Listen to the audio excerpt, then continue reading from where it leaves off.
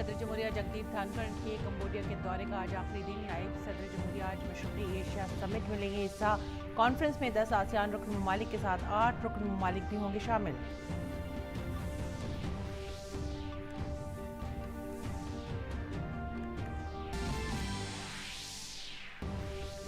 हिमाचल प्रदेश में असेंबली इंतखाबात पुरअमन तौर पर इख्तिताम पजीर। 74% से ज्यादा पोलिंग दर्ज। तमाम पार्टियों ने अपनी अपनी जीत के किए दावे। नताइज का ऐलान 8 दिसंबर को होगा।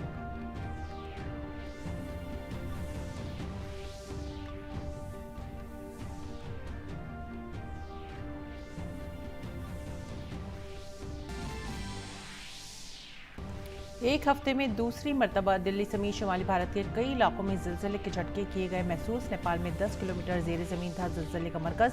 रेख्तर पैमाने पर 5.4 की शिद्दत का था जिलजिला। जानी और माली नुकसान की अभी कोई खबर नहीं।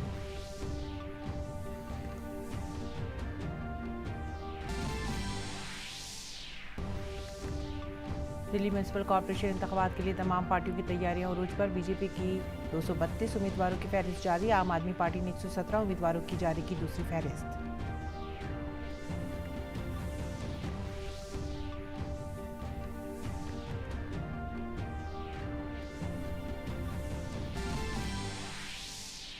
खेलों में T20 वर्ल्ड कप क्रिकेट में आज मेलबर्न में पाकिस्तान और इंग्लैंड के दरमियान होगा खिताबी मुकाबला। बारिश की वजह से मैच में खलल की सूरत में रखा गया रिजर्व डे।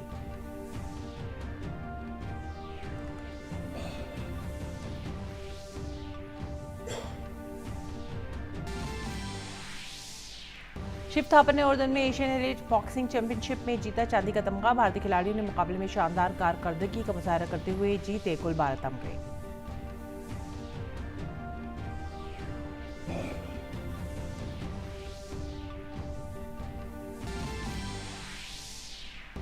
बरतानवी हुकूमत के खिलाफ लड़ने वाली रानी वेलोनाचिया की कहानी इस बार देखिए भारत के स्वतंत्र संग्राम की समग्र गाथा स्वराज सीरियल में। ये प्रोग्राम आज सुबह 9 बजे दूरदर्शन पर किया जाएगा नश्र।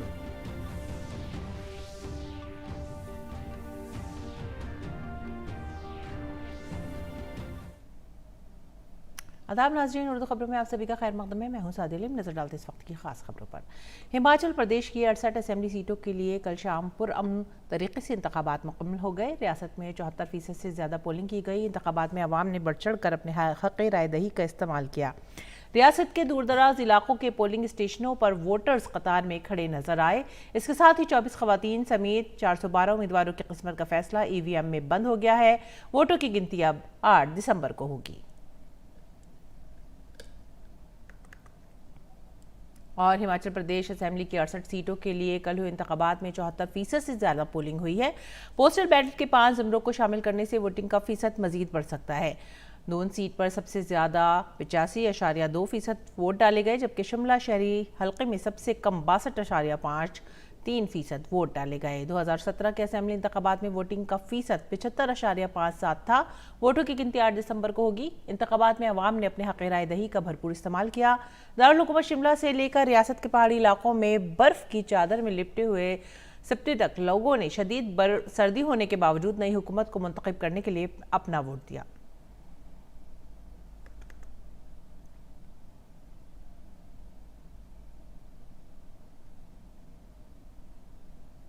और भारतीय रिजर्व बैंक के गवर्नर शक्तिकांत दास ने उम्मीद जाहिर की है कि अक्टूबर के महीने में महंगाई की शरह 7% से नीचे रह सकती है। उन्होंने कहा कि RBI और सरकार दोनों महंगाई के चैलेंज से मौसर तरीके से निपटने के लिए कोशिश है। RBI के गवर्नर ने शनिचर को नई दिल्ली में एक प्रोग्राम में कहा कि आलमी सतह पर जारी उथल पुथल के दरमियान भारत की वस्ती सतह पर मईशत में उतार चढ़ाव है। जहां तक 2 से 6% के दरमियान महंगाई की शरह को रखने के हदफ का सवाल है, अगर इस पर तब्दीली की बातचीत जारी है, लेकिन ऐसा करने की जरूरत नहीं है। काबिल जिक्र है कि अक्टूबर के महीने की महंगाई की शरह के आदाद शुमार पीर को जारी होंगे। वजीर दिफा राजनाथ सिंह आज हरियाणा के दौरे पर रहेंगे। वजीर दिफा झज्जर में पृथ्वीराज चौहान के मजस्मे की नकाब कुशाई की तकरीब में शिरकत करेंगे। इस दौरान वजीर आला मनोहर लाल खट्टर समेत कई मुमताज रहनुमा भी मौजूद रहेंगे। इसके साथ ही इलाके के हजारों लोग इस प्रोग्राम में शिरकत करेंगे। मुजस्मे की नकाब कुशाई के प्रोग्राम से मुतालिक पूरे इलाके के अवाम में जोश खरोश पाया जा रहा है। इस प्रोग्राम की मुकम्मल तैयारियां की जा चुकी हैं। नायब सदर जमहूरिया जगदीप धनखड़ कंबोडिया के दौरे पर हैं। नायब सदर जमहूरिया 7वें मशरकी एशिया चोटी कॉन्फ्रेंस में शिरकत करेंगे, जिसमें आसियान के 10 रुकन ममालिक और उसके 8 डायलॉग पार्टनर्स भारत, चीन, जापान, जमहूरिया कोरिया, ऑस्ट्रेलिया, न्यूजीलैंड, अमेरिका और रूस शामिल हैं। 19वें आसियान भारत यादगारी चोटी कॉन्फ्रेंस शनिचर को कंबोडिया की राजधानी नोम पेन्ह में मुनक्किद हुई। कॉन्फ्रेंस में तमाम ममालिक ने मिलकर दहशतगर्दी और आलमी जराइम को रोकने के अज़्म का इजहार किया। भारत आसियान के रुकन ममालिक Indonesia, Malaysia, Philippine, Singapore, Thailand, Brunei, Vietnam, Laos, Myanmar और कंबोडिया के साथ इस खुसूसी यादगारी चोटी कॉन्फ्रेंस में शिराकतदार है। आसियान भारत डायलॉग पार्टनरशिप की 30वीं सालगिरह के मौके पर 19वें आसियान इंडिया चोटी कॉन्फ्रेंस का एहतमाम किया गया है।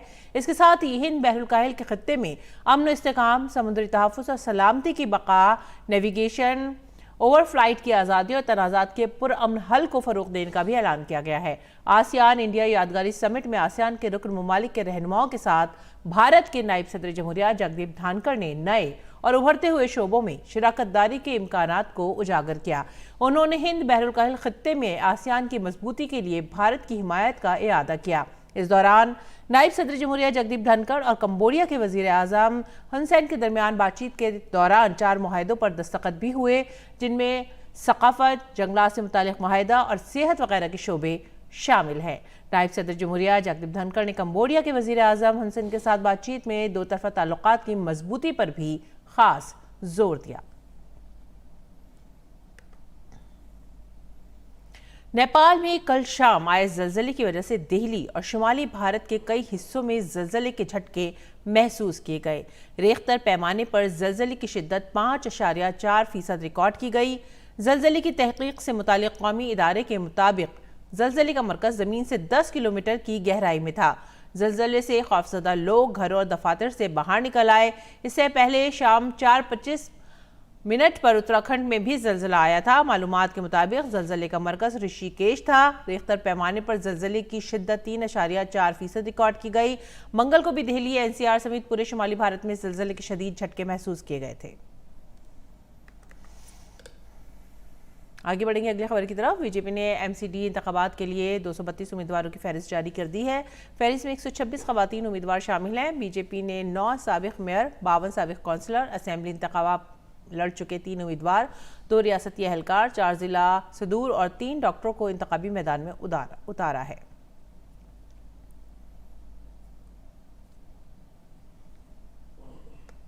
इस दौरान आम आदमी पार्टी ने दिल्ली म्यूनिसिपल कॉर्पोरेशन इंतखाबात के लिए उम्मीदवारों की अपनी दूसरी फहरिस्त जारी की है।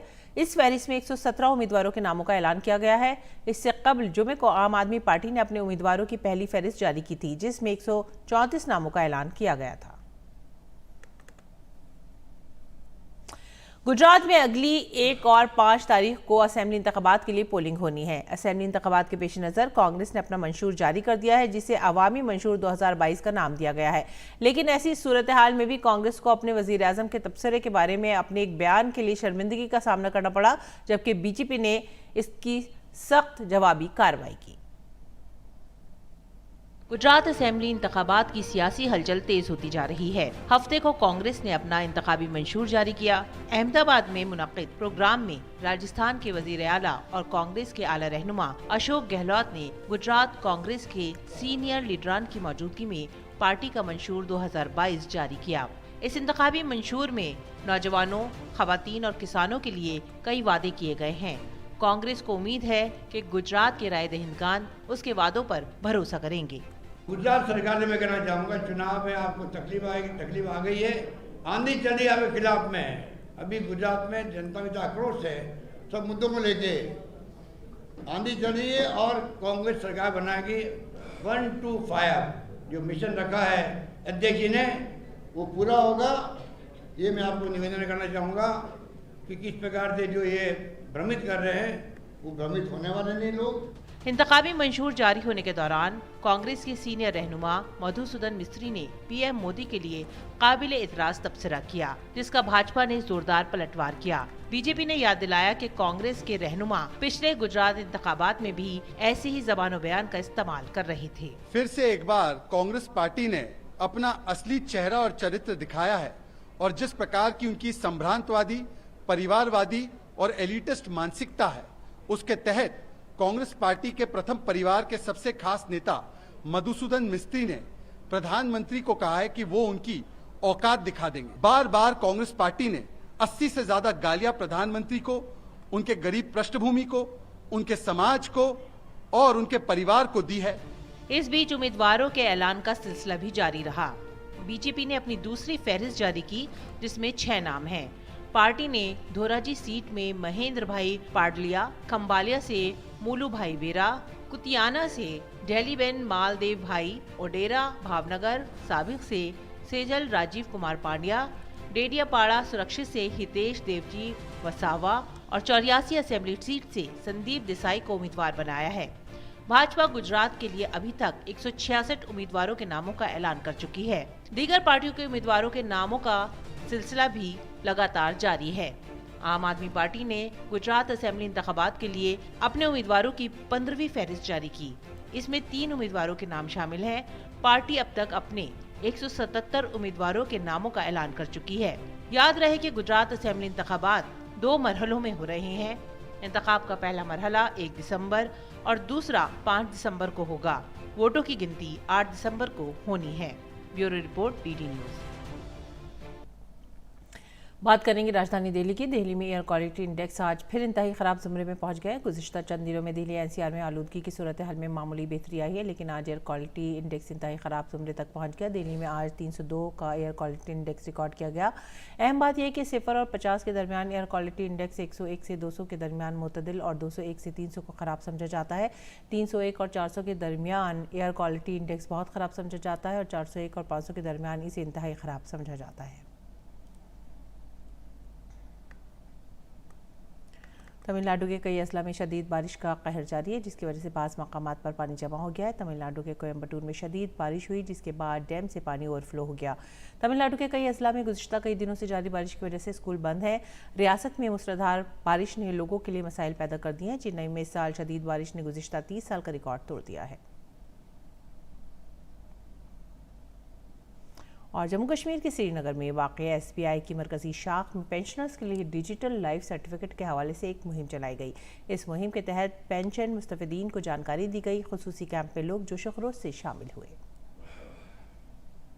Central government pensioners welfare association की तरफ से ये एक लाइफ सर्टिफिकेट का एक कैंपेन हमने शुरू किया है। दरअसल बात यह है कि जो डिजिटल लाइफ सर्टिफिकेट है, लाइफ सर्टिफिकेट, ये बताने के लिए कि हम जिंदा हैं जितने भी पेंशनर्स, और हमने कोई दूसरी शादी नहीं की है और हम कोई दूसरा काम नौकरी नहीं कर रहे हैं।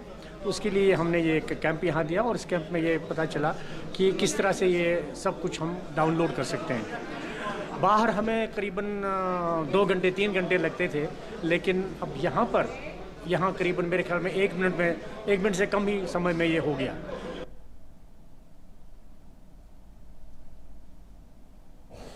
में सेंट्रल गवर्नमेंट पेंशनर्स हैं जिनको इस महीने और अगले महीने में लाइफ सर्टिफिकेट सबमिट करनी है पेंशन रिसीव करने के लिए। इसको फैसिलिटेट करने के लिए department of pension and pension welfare government of India ने आज का ये फंक्शन यहाँ ऑर्गेनाइज किया, जिसमें उन्होंने स्टेट बैंक ऑफ इंडिया के साथ टाई अप करके एक ऐसा सिलसिला बनाया कि डिजिटल सर्टिफिकेट 1 मिनट से भी कम में उनको मिल जाता है। तो इसलिए ये बहुत ही अच्छा फंक्शन रहा है। उसके अलावा और पेंशन से मुतल्लिक जो भी इनके पेंशनर्स की मुश्किलात हैं उसके उनको हल करने के लिए भी यहाँ डायरेक्टर मिनिस्ट्री से आए हैं। Department of pension and pensioner welfare government of India ने फेस ऑथेंटिकेशन टेक्नोलॉजी लॉन्च करी है डिजिटल लाइफ सर्टिफिकेट सबमिट करने के लिए। सभी पेंशनर्स को नवंबर के महीने में अपना लाइफ सर्टिफिकेट देना होता है।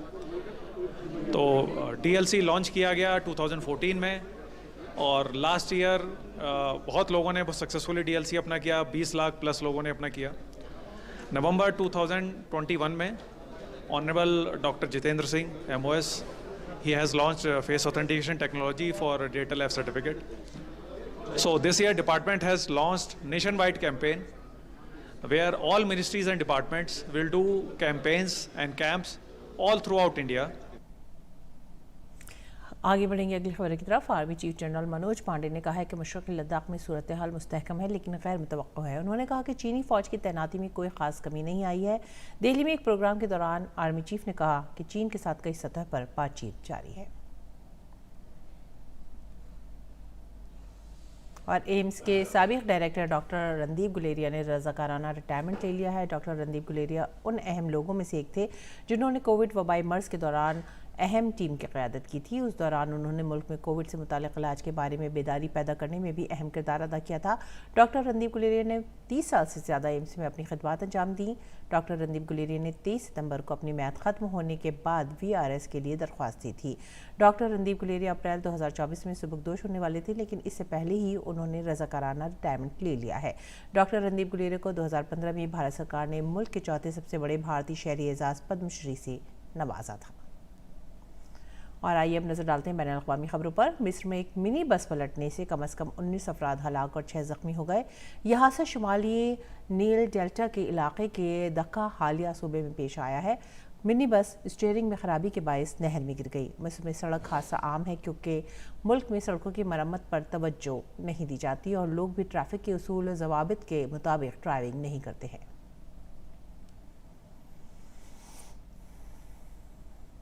यूक्रेन के सदर व्लादिमीर ज़ेलेंस्की ने कहा है कि रूसी फौज ने खरसा से निकलने से पहले शहर में कुछ अहम इंफ्रास्ट्रक्चर को तबाह किया है। ज़ेलेंस्की ने कहा कि मकामी आला हुकाम शहर में हालात को मामूल पर लाने के लिए काम कर रहे हैं। ज़ेलेंस्की ने कहा कि यूक्रेन के फौजियों ने खरसा इलाके के मज़ाफ़ाती 60 से ज़ायद बस्तियों का कंट्रोल संभाल लिया है।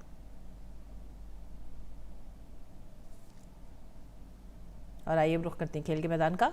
T20 आलमी कप 2022 के फाइनल में आज पाकिस्तान का मुकाबला इंग्लैंड से होगा। ये मैच मेलबर्न में भारतीय वक्त के मुताबिक दोपहर 1:30 बजे खेला जाएगा। इस टूर्नामेंट के फाइनल तक पहुंचने वाली पाकिस्तानी टीम का सफर उतार चढ़ाव से भरा रहा है। सेमीफाइनल में न्यूजीलैंड को शिकस्त देकर फाइनल में जगह बनाने वाली पाकिस्तानी टीम इस मौके को गंवाना पसंद नहीं करेगी। दूसरी जानिब टूर्नामेंट में इंग्लैंड का सफर पाकिस्तान से बेहतर रहा है। इंग्लैंड ने सेमीफाइनल में भारत को शिकस्त देकर फाइनल में जगह बनाई है। ऐसे में पुरएतमाद इंग्लैंड की टीम पाकिस्तान के सामने एक बड़ा चैलेंज है। T20 आलमी कप में दोनों टीमें एक बार खिताब अपने नाम कर चुकी हैं। आज के मैच में दोनों टीमें ये मैच जीतकर दूसरी बार T20 चैंपियन बनने के लिए पुरअज़्म हैं।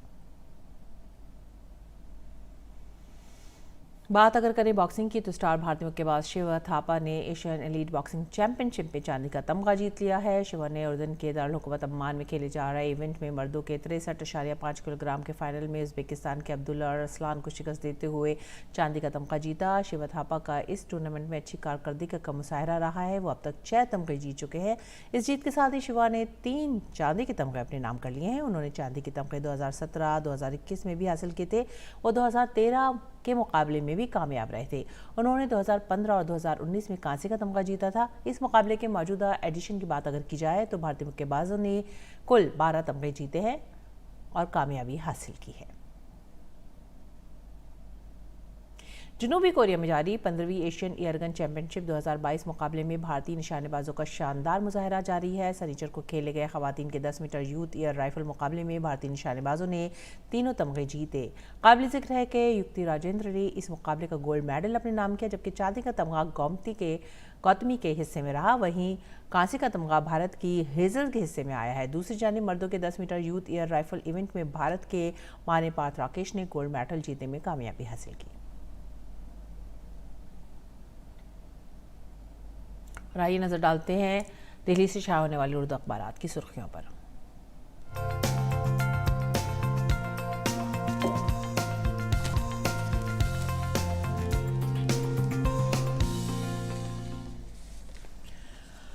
उर्दू अखबारात के जायज़े में जो सबसे पहली सुर्खी हमने ली है वो है रोज़नामा इनकलाब से, और ये है उम्मीदवारों की किस्मत का फैसला EVM में बंद।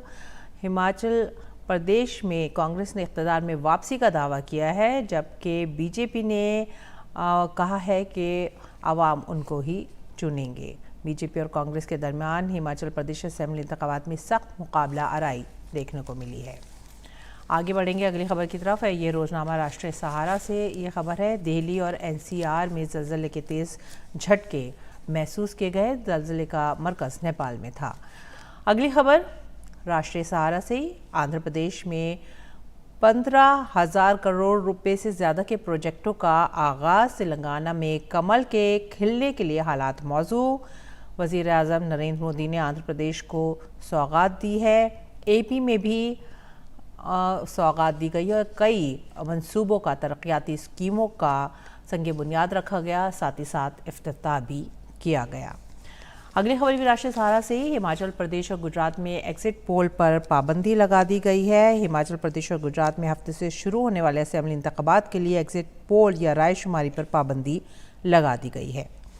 और इसके बाद जो अगली खबर हम ले रहे हैं वो है, ये खबर है अखबार मशरिक़ से, और ये गुजरात में कांग्रेस के इंतखाबी मंशूर से मुतालिक है। कांग्रेस का मुफ्त बिजली और 10 लाख तक मुफ्त इलाज का वादा इंतखाबी मंशूर जारी कर दिया गया है और कांग्रेस को पूरा भरोसा है कि अवाम उनके इन दावों पर या वादों पर भरोसा करेंगे, लेकिन इसका फैसला तो आगे वक्त ही करेगा।